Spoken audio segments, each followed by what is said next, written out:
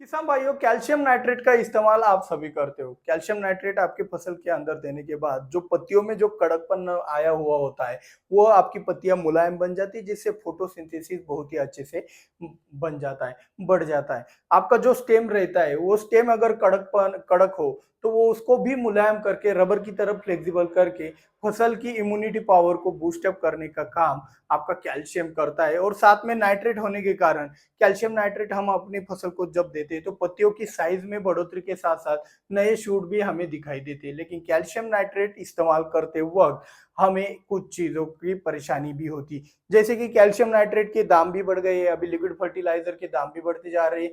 दूसरा एक धोखा यह संभव है कि उसके अंदर डुप्लीकेट होने का भी चांसेस ज्यादा है। अभी हर एक खाद में लगभग डुप्लीकेट ही हो रहा है, तो हमारा डिपेंडेंसी बढ़ गया है इन कंपनियों के ऊपर। ये जो हमें परसेंगे वही इस्तेमाल करना पड़ेगा। लेकिन खेती एक हमारा बिजनेस है और उस बिजनेस के अंदर हमें डिपेंडेंसी बहुत ज्यादा कम करनी है। और इसी की शुरुआत के तौर पर हमने आपको सबसे पहले कैल्शियम का अल्टरनेटिव गाय का दूध इस्तेमाल करने को कहा। बहुत सारे किसानों को उसके इतने अव्वल रिजल्ट मिल गए कि उन्होंने कैल्शियम चिलेटेड वाला, कैल्शियम नाइट्रेट वाला भी इस्तेमाल करना छोड़ दिया उसके फ्लेक्सिबिलिटी के कारण। अभी आज के इस वीडियो के अंदर हमने जितने जितने प्रैक्टिकल करके रिजल्ट पाए, उसका डोज सेटअप किया है, उसके बारे में आपको सब जानकारी इसी वीडियो के अंदर मिल जाएगी। उसके लिए आपको सिर्फ वीडियो को लाइक करके वीडियो कंप्लीट देखना है। तो चलिए शुरुआत करते हैं। आ गए कैल्शियम नाइट्रेट का पावरफुल वाला खाद। तो कैल्शियम नाइट्रेट के अंदर क्या आता है, एक तो कैल्शियम आता है और दूसरा क्या आता है, उसके अंदर नाइट्रेट आता है।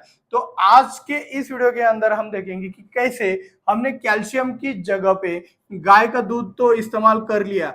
गाय का दूध इस्तेमाल कर सकते हो आप, इसकी जगह पे भैंस का दूध या फिर बकरी का दूध, जो भी आपके पास दूध अवेलेबल है उसका इस्तेमाल कर सकते हो। उसका क्वांटिटी भी बहुत महत्वपूर्ण है, लेकिन क्वांटिटी कैसे लेना है, क्या लेना है, आप देखो भाई। कैल्शियम नाइट्रेट जब आप देते हो तो उसके पावर को कम ज्यादा नहीं कर सकते, लेकिन ये जो फॉर्मूला हम आपको देने वाले हैं, इसको आप पावरफुल भी बना सकते हैं और कम पावरफुल भी बना सकते हैं।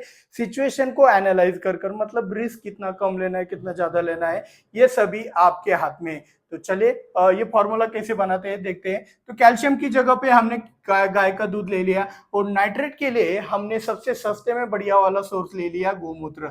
अभी गोमूत्र का बात क्या है, ये इतना सस्ता है गोमूत्र, तो लोग क्या करते हैं, 5-5, 10-10 लीटर लेने लगते हैं। कुछ कुछ किसान तो 50-50 लीटर गोमूत्र लेकर भाई काम खराब कर देते हैं। तो आपको एक बात ध्यान में रखना है कि भाई गोमूत्र का इस्तेमाल करना है तो उसकी क्वांटिटी भी आपको एक सेट करनी पड़ेगी। बेवजह आप ज्यादा गोमूत्र फ्री मिल रहा है या फिर नेचुरली आसानी से अवेलेबल है, आपको कोई पैसा देने की जरूरत नहीं है, तो आप 5-10 लीटर देके उससे ज्यादा रिजल्ट पाने की कोशिश करोगे तो आपके फसल के अंदर क्या होगा, जो नाइट्रेट नाइट्रोजन है वो बढ़ जाएगा। और नाइट्रेट नाइट्रोजन बढ़ गया तो पत्तियों में नाजुकपना आकर आपके फसलों के अंदर डिसीज और वायरस आने की संभावना है। ये आज तक तो हमने बताया है, और आज हम ही बता रहे हैं भाई कि गाय का दूध और गोमूत्र का इस्तेमाल कैसे करना है। ये पहले समझ जाना फिर इस्तेमाल करना, वरना बेवजह वीडियो दौड़ा दौड़ा के देखोगे नुकसान हो जाएगा। तो ये इस्तेमाल करने के लिए आपको लॉजिक तो समझ आ गया है कि भाई सेल डिवीजन करने के लिए कैल्शियम का बहुत जरूरी होता है। तो अभी हमने जो गाय का दूध इस्तेमाल किया है और उसका जो डोज सेटअप किया है, तो भाई लगभग 5 से 6 लीटर दूध अगर आप अपने 1 एकड़ के खेत में देते हो, तो भाई वो जो कैल्शियम का जो कार्य है, आपके calcium nitrate, turbo calcium, chelated calcium, जितने भी nano calcium, nano calcium oxide, जितने भी फॉर्मुलेशन आते हैं कैल्शियम के, उनकी तुलना में इसके 6 लीटर में ही आपको अच्छे रिजल्ट मिल जाएंगे। ठीक है। अभी इसका कॉस्टिंग कितना हुआ, 50 रुपए लीटर से भी लेते हैं तो भाई 300 रुपए होता है। अभी कम ज्यादा रेट हो सकते हैं, ठीक है। और गोमूत्र free of cost he available है, तो इसका इस्तेमाल कितना करना है, तो सबसे पहले गोमूत्र का इस्तेमाल आपको 1 लीटर से ज्यादा इस्तेमाल नहीं करना है। आपको क्या करना है, गाय का दूध और गोमूत्र 1 लीटर 1 एकड़ के लिए इस्तेमाल करना है, ठीक है। तो पर एकड़ के हिसाब से ये अगर चीज दोगे आप, तो आपको बहुत ही अच्छा रिजल्ट कैल्शियम नाइट्रेट की जगह पे इसका मिल जाएगा। बहुत ही अच्छा अल्टरनेटिव है। अब धीरे धीरे जितना भी कंपनियां बोगस कार्य करेगी, डुप्लीकेट वाला काम करेगी, किसानों का नुकसान करेगी, रेट बढ़ाएगी, ये चीजें करेंगे, हम उतने ज्यादा अल्टरनेटिव आपके लिए लाते रहेंगे। इनको इनकी ताकत लगाने दो। आप अपनी ताकत लाइक और सब्सक्राइब करके और शेयर करके जरूर लगाना, जिससे हमारा भी पावर बढ़ेगा उनको सबक सिखाने के लिए। तो ये जरूरी बात बन जाता है, क्योंकि हर चीज में पावर जरूरी होता है, जिसका पावर ज्यादा वही असल में कार्य कर जाता है। तो अगर आप चाहते हो कि ऐसे फॉर्मूले आपको मिलते रहे तो ज्यादा से ज्यादा शेयर जरूर करना।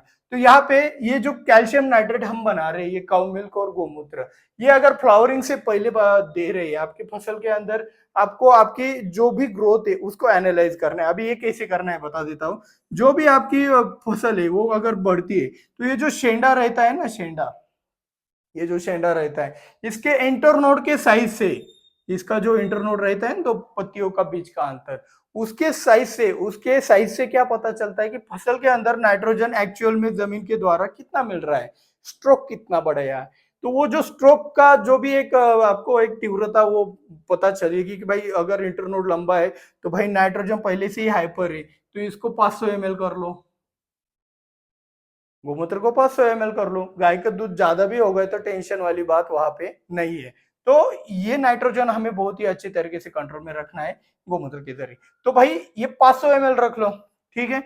तो स्ट्रोक अगर आपका मीडियम है तो 1 लीटर तो जाने ही वाला है। अगर आपका इंटरनोड बहुत ही शॉर्ट है, आपका इंटरनोड बहुत ही शॉर्ट निकल रहा है ऊपर की तरफ, आपको पता है कि भाई पौधा बढ़ ही नहीं पा रहा है, क्या करें इसको, तो वहां पे आप 1.5 लीटर पे भी जा सकते हो। 1.5 लीटर, एक बार 1.5 लीटर दिया, फिर धीरे धीरे 500 500 ml बढ़ाना है। फ्री मिल रहा है मतलब 1 1 लीटर नहीं जाना है। तो कोई भी चीज होगी तो वो लॉजिक के हिसाब से। मैंने आज तक जितने भी देखे भाई 50 50 लीटर गोमूत्र एक साथ चला देते हैं। क्यों? फ्री मिल रहा है भाई, ऐसा कुछ नहीं करना है। इसका भी एक वैल्यू होता है, वो वैल्यू को छोड़ दो भाई, ये रिक्वायरमेंट के हिसाब से सप्लाई दोगे तभी अच्छा कार्य हो जाएगा। अभी एक दूसरा वाला तरीका है, एक इंटरनोड से पता चलता है कि फसल का जो भी स्पीड है वो क्या है, एक स्ट्रेंथ क्या है, उसके अंदर नाइट्रोजन कितना है, ये तो हमें इंटरनोड के हिसाब से पता चलता है। सेकंड वाली बात बता देता हूँ, आपका जो पत्तियां निकलने का जो भी एक सिस्टम है ना, वो पत्तियां निकलते वक्त शेंडा में नाजुकपन होता है, तो शेंडा ऐसा टेढ़ा हो गया है, बहुत सारी फसलों में शेंडा टेढ़ा हो जाता है। जैसे कि अंगूर का बता रहा हूँ मैं आपको, तो उसमें अगर वाटर शूट निकले, अगर अनार के जैसी फसलों में वाटर शूट निकल रहे हैं, अंगूर जैसी फसल में शेंडा टेढ़ा है, या फिर बाकी फसलों में इंटरनोड लंबा लंबा आ रहा है, तो वहां पे समझ जाना कि भाई नाइट्रोजन हाई, नाइट्रोजन हाई। तो इसीलिए नाइट्रोजन को आपके कंट्रोल में रखिएगा। वो अगर एक तो कम गया तो चलेगा, लेकिन ज्यादा नहीं जाना चाहिए। ड्रिप है भाई आपके पास या फिर फ्लड सिस्टम है तो भाई उसमें आप थोड़ा थोड़ा करके भी दे सकते हो। तो यहाँ पे ये चीज सामने आ जाती है, ठीक है।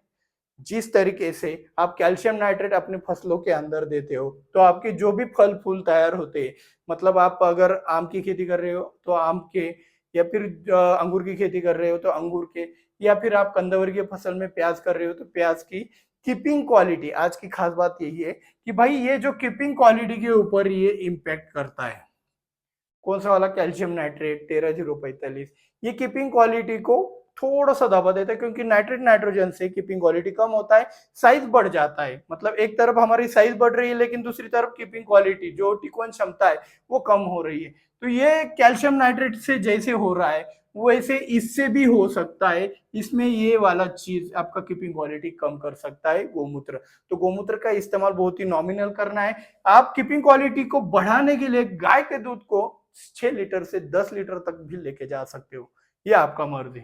ये गाय के दूध से कोई भी नुकसान आपका नहीं होने वाला है, ऊपर से ये ऑर्गेनिक भी है। तो इस तरीके से ये जो अल्टरनेटिव है आप अपने खेत के अंदर भी इस्तेमाल करके देखिएगा। थोड़ा थोड़ा मात्रा में अंदाज लेके आपको चलना पड़ता है, कोई फिक्स वैल्यू नहीं होता है। किसी के जमीन के अंदर नेचुरली नाइट्रोजन ज्यादा है तो वो भाई उसको कोई जरूरत नहीं है गोमूत्र देने की, उसको सिर्फ कैल्शियम दिया, काऊ का मिल्क दिया, खत्म हो गया भाई। ये वाला चीज आपको भी करना है। एग्रीकल्चर को समझकर आगे बढ़ना है, बेवजह कोई फॉर्मूला नहीं होता है कि ये हो गया वो हो गया, ये करो वो करो।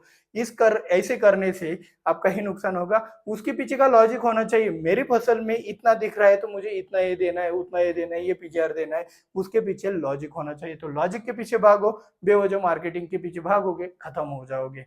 तो अगर लॉजिक के पीछे भागना है तो इस वीडियो को शेयर जरूर करना। मिलते हैं अगले वीडियो में। जय जवान जय किसान।